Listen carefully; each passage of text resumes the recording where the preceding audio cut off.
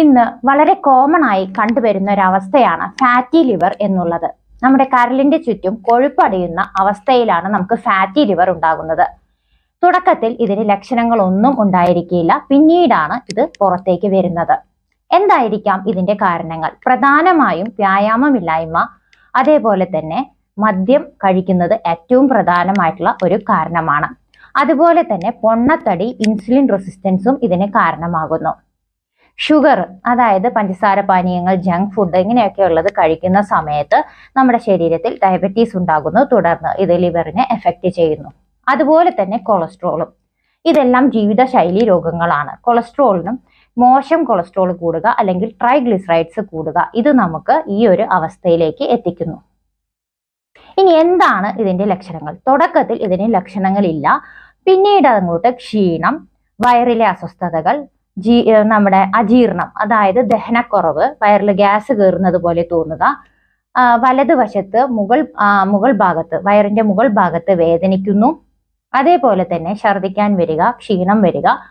തുടർന്ന് നമ്മുടെ ലിവറിന്റെ എൻസൈംസ് കൂടുന്നതായിട്ട് കാണാറുണ്ട്. ബ്ലഡ് ടെസ്റ്റിൽ ഇത് ശരിയായിട്ട് കാണാറുണ്ട്. നമുക്ക് USG എടുത്തു കഴിഞ്ഞാൽ fatty liver, first grade of fatty ലിവറും എന്നും കാണാറുണ്ട്.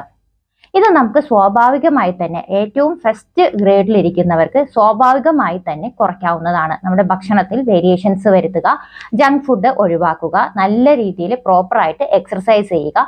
അതിൻ്റെ കൂടെ തന്നെ നമുക്ക് നാരങ്ങ വെള്ളം കുടിക്കുന്നത് നല്ലതാണ്. ഇത് ടോക്സിൻസ് പുറന്തള്ളുന്നു. മാത്രവുമല്ല ലിവറിന്റെ പ്രവർത്തനം, എൻസൈംസിന്റെ പ്രവർത്തനം കൂട്ടുന്നു. ഇതുപോലെ തന്നെ ഗ്രീൻ ടീ കുടിക്കുന്നത് നല്ലതാണ്. ആന്റി ഓക്സിഡൻസും അതേപോലെ തന്നെ കൊഴുപ്പ് അടിയുന്നത് കുറയ്ക്കുന്നു. ബീട്രൂട്ടിന്റെ ജ്യൂസ് ബീറ്റൈൻ ഉള്ളത് കൊണ്ട് തന്നെ ഇത് കോശങ്ങളെ സംരക്ഷിക്കുന്നു. കുക്കുർമിൻ ഉള്ള നമ്മുടെ മഞ്ഞളിട്ട, അതായത് നമ്മുടെ ടെർമറിക് ജ്യൂസ് കുടിക്കുന്നതും, അതായത് വെള്ളത്തിലോ പാലിലോ ഇട്ട് മഞ്ഞൾ കഴിക്കുന്നതും ഇതിന് നല്ലതാണ്. പിന്നെ നെല്ലിക്കയുടെ ജ്യൂസ് കഴിക്കുന്നതും നമ്മുടെ കൊളസ്ട്രോൾ കുറയാനും തുടർന്ന് ഇത് നമ്മുടെ ലിവറിനെ ഹെൽപ്പ് ചെയ്യുന്നു. അതിന്റെ എൻസൈംസിന്റെ വർക്ക് കൂട്ടുന്നു. ഇതെല്ലാം ഭക്ഷണത്തിൽ ഉൾപ്പെടുത്തുകയും മാറ്റങ്ങൾ, ജീവിതശൈലി മാറ്റങ്ങൾ കൊണ്ടുവരികയും ചെയ്താൽ സ്വാഭാവികമായി തന്നെ നമ്മുടെ ഫാറ്റി ലിവർ കുറയുന്നത് കാണാം. ഇങ്ങനെയുള്ള വീഡിയോസ് നിങ്ങൾക്ക് ഉപകാരമാകുന്നു എങ്കിൽ ഷെയർ ചെയ്യുക. മറ്റൊരു വീഡിയോയ്ക്കായി കാത്തിരിക്കുക. താങ്ക്